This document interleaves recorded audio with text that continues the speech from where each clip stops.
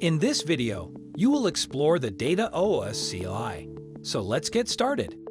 DataOS is a foundational software to manage the entire data lifecycle of your organization. You can communicate with the DataOS environment and services by using commands in the command line shell, as the DataOS command line interface has this possibility. You can use the shell terminal to get access to the DataOS context. DataOS is managed at the command line by standardized YAML directives utilizing a configurable set of components. This makes it possible to have fine-grained control over every function, including governance and data enrichment. So let's just learn more about DataOS CLI. You may install and run DataOS components, monitor and control the resources and contexts, or just see logs using the DataOS CLI's various commands.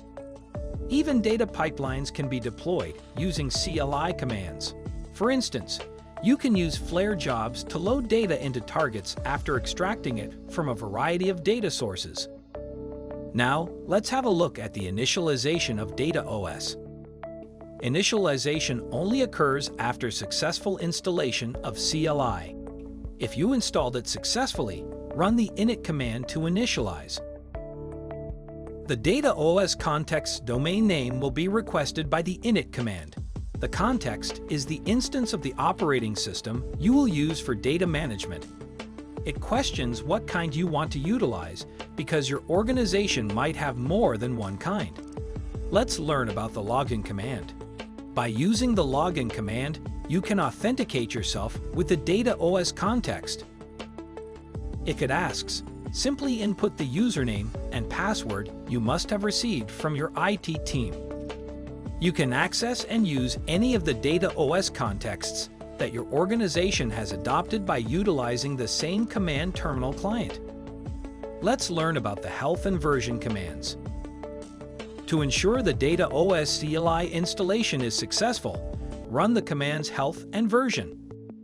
These commands will display the DataOS CLI and context's version and health status. After successful installation and initialization, let's learn about the help command. The flag H, or help options, will provide a set of every possible command. For help on a specific command, use the name of command and flag H. Additional subcommands and flags may be added under a command. You can once more use the CLI help command to receive more information about the subcommand. Let's learn about the get command. You may obtain a list of the resources you presently have on the DataOS clusters using the get command. For the resources, workflow, service, cluster, secret, and database, you need to specify which workspace they belong to. You can do this by adding the flag W. That way, they'll be fetched from or be created and deleted in the right place. Don't use this flag for cluster-level resources, depot, policy, and compute. Let's learn about the apply command.